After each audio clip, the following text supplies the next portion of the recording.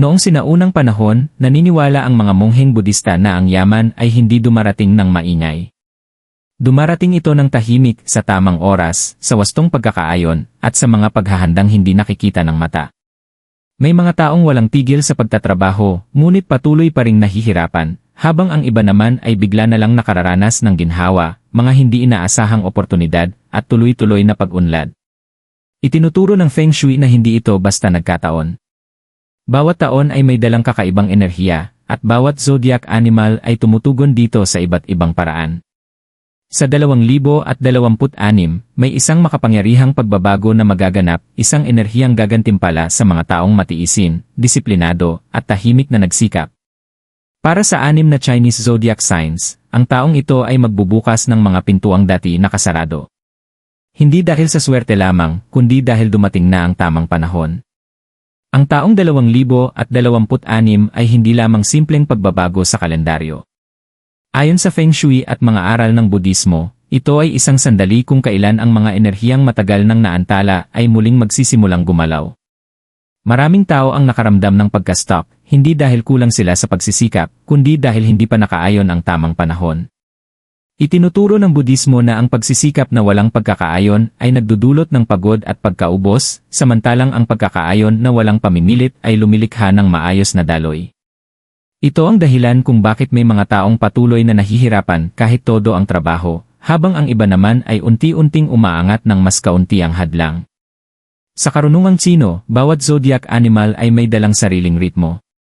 Kapag ang ritmong ito ay tumugma sa enerhiya ng isang taon, kusang nagbubukas ang mga pintuan, sa pamamagitan ng mga tao, oportunidad, at tahimik na mga tagumpay.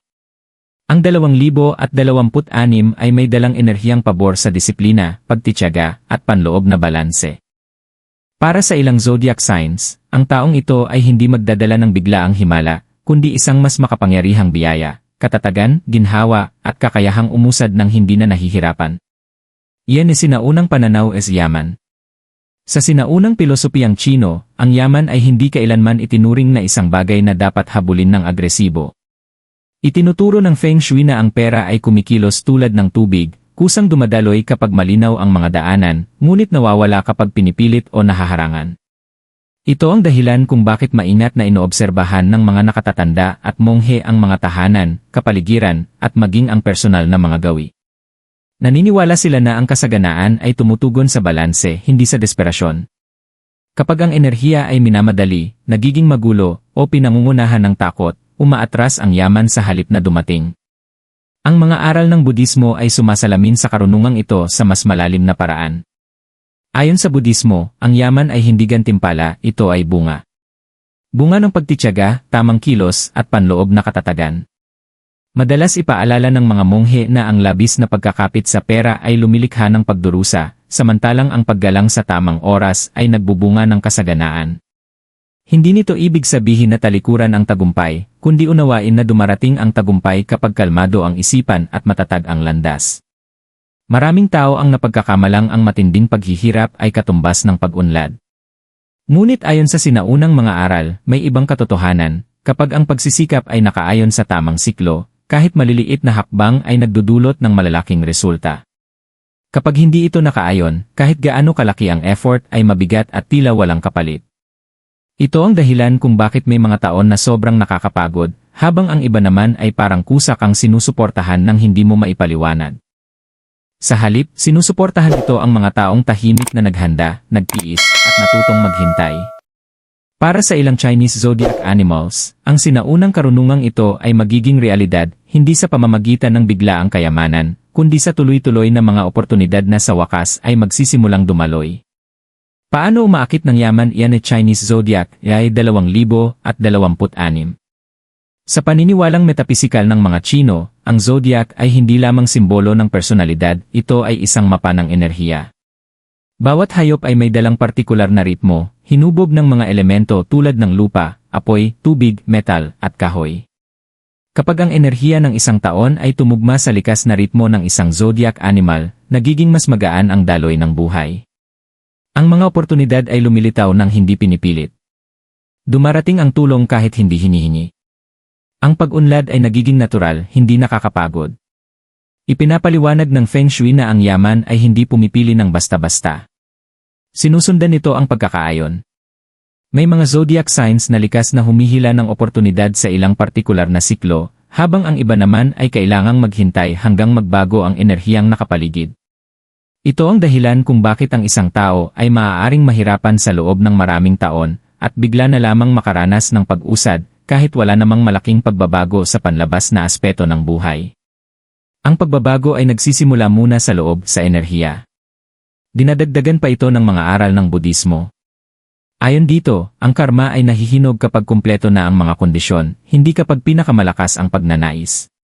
Ang 2026 ay may dalang enerhiya na tumatapos sa mga hindi pa natatapos na siklo para sa ilang partikular na zodiac animals. Pinapaboran nito ang mga taong natutong magtiis, maging disiplinado, at magpigil. Hindi nito ginagantimpalaan ang padalos-dalos na desisyon, shortcut, o kasakiman. Ang enerhiya ng taong ito ay humihikayat ng dahan-dahan, ngunit matatag na paglago, sa halip na mapanganib at pabigla-biglang hakbang. Ang yaman ay dumarating sa pamamagitan ng istruktura, pananagutan, at kalmadong pagdedesisyon. May ilang zodiac animals na likas na nagtataglay ng mga katangiang ito, kaya mas bukas ang 2026 sa kanila. Bago ilantad ang 6 na pinakamaswerteng signs, mahalagang maunawaan ito, ang kanilang swerte ay hindi bigla ang mahika. Ito ay bunga ng maraming taong tahimik na paghahanda na sa wakas ay tumugma sa tamang sandali. Sa 2026, dumating na ang sandaling iyon, at ang enerhiya ay magsisimulang kumilos pabor sa kanila, hindi laban sa kanila. Maswerteng sign #1, Ras, Baka. Para sa Ox, ang yaman sa 2026 ay hindi dumarating ng biglaan, ito ay dumarating dahil karapat-dapat. Sa mga nagdaang taon, maaaring nakaramdam ang Ox na hindi napapansin, hindi sapat ang pagpapahalaga, o pasan ang mabibigat na responsibilidad habang ang iba ay tila mas mabilis na umaangat. Ito ang likas na katangian ng Ox, matatag, disiplinado, at matiisin, kahit napakabagal at masakit ang pakiramdam ng progreso. Itinuturo ng Feng Shui na ang ganitong uri ng pagtitiyaga ay nagpapatubo ng mga ugat na hindi nakikita, at kapag dumating ang tamang oras, ang mga ugat na ito ang sumusuporta sa pangmatagalang kasaganaan. Sa karunungang Budista, ang Ox ay madalas iugnay sa tamang pagsisikap, isang pagsisikap na tahimik, tuloy-tuloy, at walang yabang. Ang Ox ay hindi nagmamadali, hindi nagyayabang, at hindi humihingi ng gantimpala.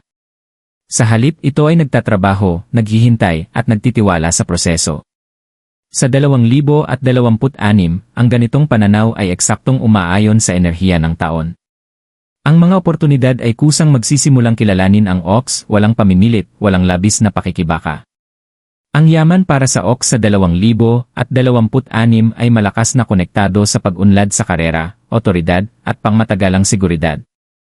Mas nagiging posible ang promosyon, mga posisyong pamumuno, o matatag na paglawak ng negosyo, hindi dahil hiniling ito ng Ox, kundi dahil sa wakas ay nakita ng iba ang kanilang pagiging maaasahan. Ang ginhawang pinansyal ay maaaring dumating sa anyo ng tuloy-tuloy na kita sa halip na bigla ang swerte, na nagdadala ng kapanatagan ng loob at kumpiyansa. Hindi ito taon ng padalos-dalos na panganib para sa Ox. Ito ay taon ng pagpapatunay.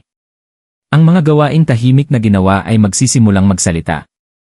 Ang mga pintuan ay magbubukas ng dahan-dahan ngunit matatag, at kapag nabuksan na, mananatili silang bukas. Para sa Ox, ang 2026 ang sandali kung kailan ang pagtitiyaga ay nagiging kasaganaan, at ang katatagan ay nagiging tunay na yaman. Maswerteng sign #2, Rooster, Tandang. Para sa Rooster, ang 2026 ay nagdadala ng uri ng yaman na nagmumula sa kalinawan at pagkilala. Sa mga nakaraang taon, maaaring nakaramdam ang Rooster ng pagkabalisa, masipag na nagtatrabaho, napapansin ang mga kakulangan, inaayos ang mga sistema, ngunit pakiramdam ay hindi sapat ang balik ng resulta sa ibinuhos na effort.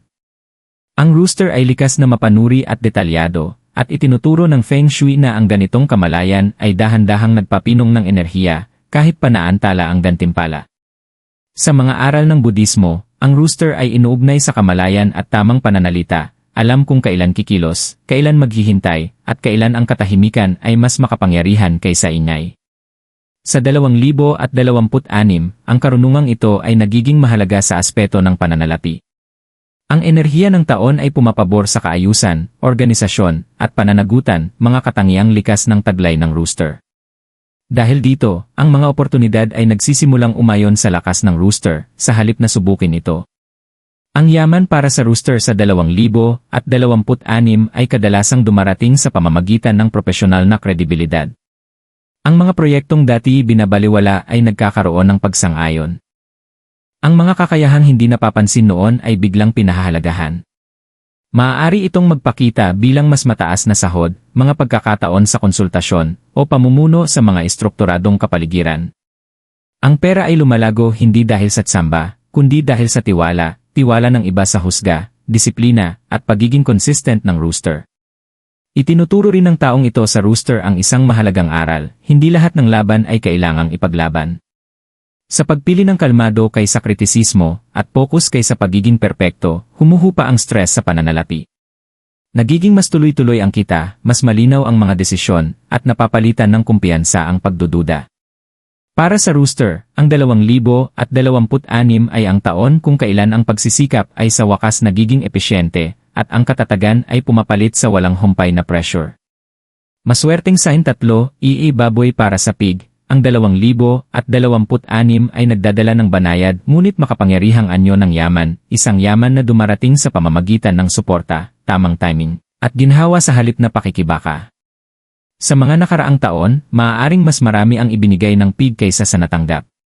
Kilala sa kabaitan, pagiging mapagbigay, at lalim ng damdamin, madalas inuuna ng pig ang iba, kung minsan ay kapalit ang sariling katatagan.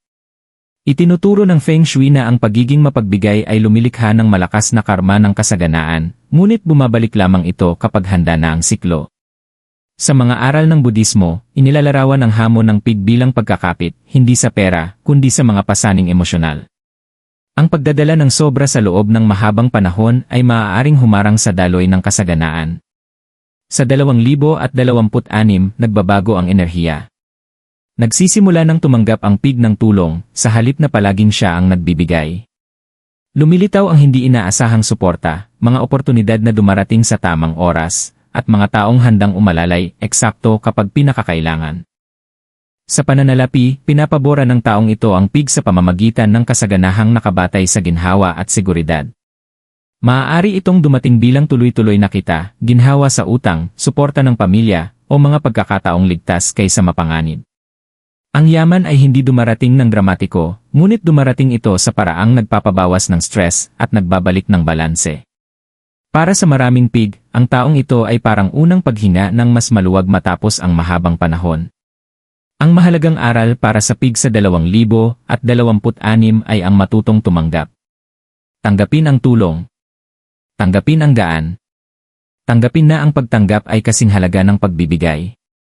Kapag tumigil ang pig sa pagdadala ng guilt sa pagnanais ng katatagan, mas malayang dumadaloy ang pera. Ginagantimpalaan ng taong ito ang katapatan sa damdamin at pag-aalaga sa sarili. Para sa pig, ang tunay na yaman sa 2026 ay hindi labis, kundi kapayapaan, seguridad, at ang tahimik na pakiramdam na sinusuportahan ka mismo ng buhay. Maswerteng sign #4 Dragon. Para sa Dragon, ang 2026 ay gumigising ng ibang uri ng kapangyarihan, hindi maingay, hindi dramatiko, kundi tahimik at lubhang epektibo. Madalas iniugnay ang Dragon sa ambisyon, kumpiyansa, at malalaking pangarap. Sa mga nagdaang taon, gayunpaman, ang matinding enerhiyang ito ay maaaring nakapinsala pa. Sobrang pressure, napakaraming inaasahan, o pagmamadali sa resulta ang nagdulot ng pagkaantala sa halip na tabumpay. Itinuturo ng Feng Shui na kahit ang malakas na enerhiya ay dapat kumilos ng may pagkakaayon, hindi sa pamimilit. Ipinapaalala ng karunungang Budista sa Dragon na ang tunay na lakas ay nasa pagkontrol, hindi sa panginibabaw. Sa 2026, natututo ang Dragon na bumagal ng kaunti upang umayon sa oportunidad. At ang munting pagbabagong ito ang nagbabago ng lahat. Sa halip na itulak ang mga pintuan, kusang nagbubukas ang mga ito. Likas na lumalawak ang impluensya, at dumarating ang mga oportunidad sa pananalapi sa pamamagitan ng pamumuno, estratehikong desisyon, at pangmatagalang pananaw. Ang yaman para sa Dragon sa 2026 ay malapit na kaugnay ng otoridad at pagiging nakikita. Muling nagtitiwala ang mga tao sa direksyon ng Dragon. Nagkakaroon ng puwersa ang mga ideya sa negosyo. Ang mga malikhaing proyekto ay nakakakuha ng suporta. Dumadaloy ang pera hindi sa pamamagitan ng padalos-dalos na panganib, kundi sa maingat na kumpiyansa at matalinong timing. Lalo itong makapangyarihan para sa mga dragon na nasa pamumuno, pagnenegosyo, o mga posisyong may bigat sa pagdedesisyon. Sa emosyonal na aspeto, mas nakasentro at kalmado ang dragon ngayong taon. Humuhupa ang pangangailangang patunayan ang sarili, at napapalitan ito ng tahimik na katiyakan. Ang panloob na pagbabagong ito ang umaakit ng katatagan, respeto, at tuloy-tuloy na kita. Sa pananaw ng Feng Shui, ito ang hinog na enerhiya ng apoy, malakas, nakatuon, at kontrolado. Para sa dragon, ang 2026 ay hindi tungkol sa pagiging mas malakas. Ito ay tungkol sa pagiging mas marunong. At sa karunungang iyon, ang yaman ay kusang sumusunod, matatag, napapanatili, at lubos na karapat-dapat. Maswerteng sign 5, Monkey Anggoy. Para sa Monkey, ang 2026 ay nagdadala ng yaman sa pamamagitan ng talino, kakayahang umangkop, at tamang timing ng mga desisyon. Likas na mabilis mag-isip at maparaan ang Monkey, ngunit sa mga nagdaang taon, maaaring naging kalat ang enerhiyang ito, masyadong maraming ideya, masyadong maraming direksyon, at kulang sa katatagan, na nagdulot ng pabago-bagong kalagayang pinansyal. Itinuturo ng Feng Shui na ang katalinuhan ay kailangang mag-ground upang makaakit ng pangmatagalang yaman. Sa 2026, sa wakas ay nangyayari ang pagkaka-ground na ito. Sa mga aral ng Budismo, ang Monkey ay inuugnay sa balisa at di mapirming isipan, matalino at mausisa, ngunit madaling madistract. Hinihikayat ng taong ito ang focus. Sa halip na habulin ang bawat oportunidad, natututo ang Monkey na pumili ng may karunungan. Ang isang pagbabagong ito ay nagiging makapangyarihan sa pananalapi. Kapag napalitan ng focus ang padalos-dalos na kilos, nagiging resulta ang pagsisikap. Ang yaman para sa Monkey sa 2026 ay kadalasang dumarating sa pamamagitan ng matalinong mga pagkakataon, estratehikong pakikipagsosyo, kita batay sa kasanayan, inobasyon sa negosyo, o mga papel na nangangailangan ng mahusay na paglutas ng problema. Namumukod tangi ang Monkey kung saan nag-aalangan ang iba. Ang mga ideyang dating parang maaga pa ay nakakahanap na ng tamang kapaligiran upang magtagumpay. Ang pera ay lumalago sa pamamagitan ng kakayahang umangkop, hindi sa pamimilit. Ito rin ay taon kung kailan nakikinabang ang Monkey sa pagkatuto, mga bagong kasanayan, bagong sistema, o mas matalinong paraan ng pagtatrabaho kaysa mas mahirap. Ang pagbuti ng pananalapi ay kapanapanabik ngunit kontrolado, hindi magulo. Ang mga panganib ay kinakalkula, hindi pabaya. Ang aral para sa Monkey sa 2026 ay simple, ngunit malalim, nagiging yaman lamang ang talino kapag ginagabayan ng pagtitiyaga. Kapag pinagkakatiwalaan ng Monkey ang tamang oras tulad ng pagtitiwala nito sa sariling talento, kusang sumusunod ang kasaganaan. Ginagantimpalaan ng taong ito ang katalinuhang disiplinado, malikhaing pag-isip na may focus, at kilos na may malinaw na layunin. Para sa Monkey, ang 2026 ay ang taon kung kailan ang mga ideya ay sa wakas nagiging kita. Maswerteng sign 6, Rabbit Kuneho.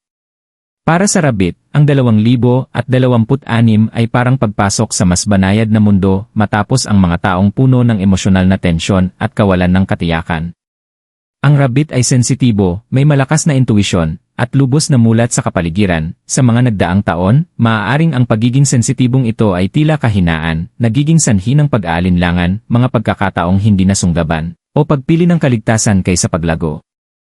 Ngunit itinuturo ng Feng Shui na ang lambing ay hindi kahinaan. Isa itong anyo ng katalinuhan na nagpoprotekta ng enerhiya at umaakit ng tamang mga kondisyon sa tamang oras.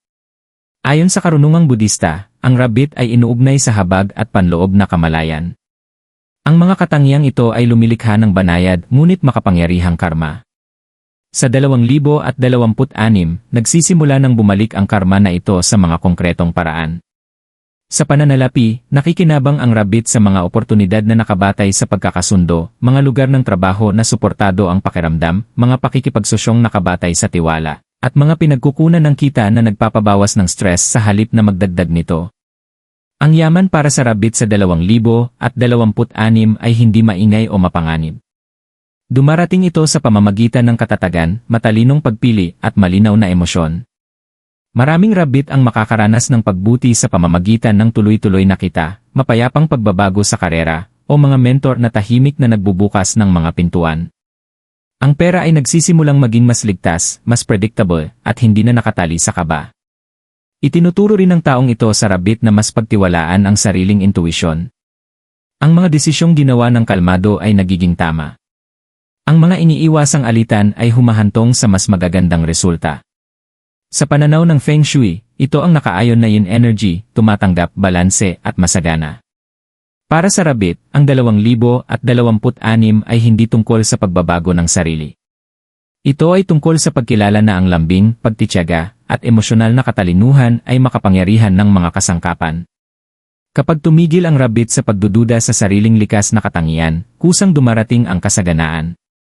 Ginagantimpalaan ng taong ito ang tahimik na karunungan, maingat na pagkilos, at ang tapang na maniwala na ang kapayapaan mismo ay maaaring maging kapaki-pakinabang. Iyan Dennis pinagkakatulad ng lahat ng 6 maswerteng signs. Bagamat sa panlabas ay tila magkakaiba ang 6 na zodiac animals na ito, ibinubunyag ng Feng Shui at mga aral ng Budismo na may malalalim silang pagkakatulad sa likod ng kani-kanilang landas. Ang yaman na dumarating sa kanila sa 2026 ay hindi bunga ng tsamba, paboritismo, o biglaang himala. Ito ay bunga ng pagkakaayon. Ang bawat isa sa mga signs na ito ay gumugol ng mga nagdaang taon sa pagbuo ng mga bagay na hindi agad nakikita, disiplina, pagtitiyaga, emosyonal na maturity, o panloob na linaw. Habang ang iba ay nagmamadali, sila ay nagtiis. Isa sa pinakamahalagang katangiang ibinabahagi nila ay paggalang sa tamang oras. Wala sa mga signs na ito ang pumipilit ng resulta sa 2026. Sila ay tumutugon, hindi humahabol. Itinuturo ng Budismo na kapag humuhupa ang labis na pagnanasa, luminaw ang isipan. Dahil dito, nagiging mas maayos ang mga desisyon, mas kalmado ang mga reaksyon, at mas matalino ang paggamit ng oportunidad. Mayroon din silang emosyonal na katatagan. Kahit ang mas aktibong signs ay natutong magpigil, habang ang mas banayad na signs ay natutong magtiwala. Isa pa nilang pagkakatulad ay pagiging consistent. Pinapabora ng enerhiya ng yaman ang mga taong palaging naroon at patuloy, hindi ang pabigla-bigla o dramatiko. Maaaring hindi palaging kumpiyansa ang mga signs na ito, ngunit nananatili silang tapat sa kanilang mga ginagawa. Sa pananaw ng Feng Shui, ito ang matatag na chai, enerhiyang dumadaloy ng maayos, walang biglaang pagkaabala. Pinakamahalaga sa lahat, ang 6 na signs na ito ay tumitigil sa pagsukat ng tagumpay sa pamamagitan ng paghahambing. Nagsisimula silang makinig sa loob kaysa sa labas.